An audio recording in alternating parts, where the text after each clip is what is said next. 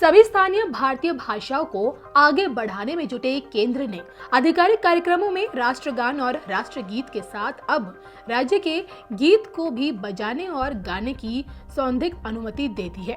तमिलनाडु में खड़े हुए विवाद के बाद अब शिक्षा मंत्रालय ने ये फैसला किया है, जिसके तहत अब आईआईटी मद्रास समेत राज्य के किसी भी केंद्रीय शिक्षण संस्था में अब राज्य के गीत को राष्ट्रगान और राष्ट्रगीत के बाद बजाया जा सकता है। फिलहाल अभी तक ये व्यवस्था लागू नहीं थी।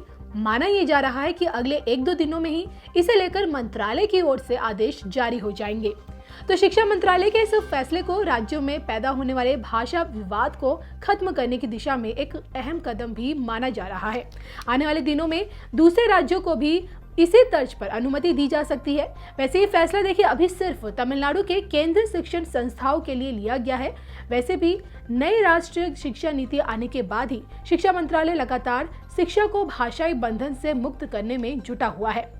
उच्च शिक्षा में इसे लेकर कई अहम फैसले लिए गए हैं। साथ ही साथ आने वाले दिनों में कुछ और भी फैसले लिए जाएंगे। वहीं सरकार की ओर से भी एक भारत श्रेष्ठ भारत जैसे अभियान चलाया जा रहा है। शिक्षा मंत्रालय से जुड़े उच्च पदस्थ सूत्रों की माने तो मंत्रालय ने ये कदम तब उठाया जब पिछले दिनों ही आईआईटी मद्रास के एक दीक्षांत समारोह में तमिलनाडु के राज्य गीत को बजाने से इनकार कर दिया गया था।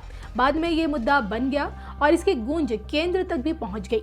इसी बीच शिक्षा मंत्रालय ने विमर्श के बाद राज्य की मांग को तवज्जो दी है। साथ ही आईआईटी मद्रास समेत राज्य के सभी केंद्रीय शिक्षण संस्थाओं के आधिकारिक कार्यक्रमों में राज्य के गीत की भी गाने और बजाने की संवैधानिक मंजूरी दे दी है। हालांकि मंत्रालय ने साफ रूप से बताया है कि ये गीत राष्ट्रगान राष्ट्रगीत के बाद तीसरे नंबर पर ही बजाया जा सकेगा।